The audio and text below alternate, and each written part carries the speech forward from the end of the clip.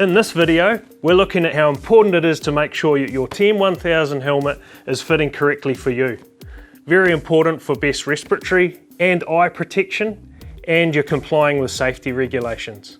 So, let's take a look at the TM1000 Respirator headgear. Here's one we've taken out earlier.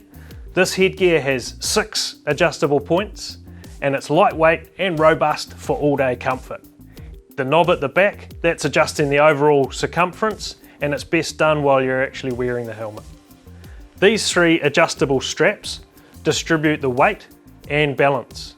Adjusting these moves the helmet up or down. To get the best vision, you'll need to adjust the distance between your face and the helmet. This control here allows you to slide the helmet backwards or forwards. So lastly, you'll need to adjust the tilt position. Simply loosen the knob on the right hand side of the helmet, adjust the lever to the best position, and then retighten. So there it is, getting the right fit for your TECMEN helmet. So quick, so easy. And remember to check out the other training videos. See you next time.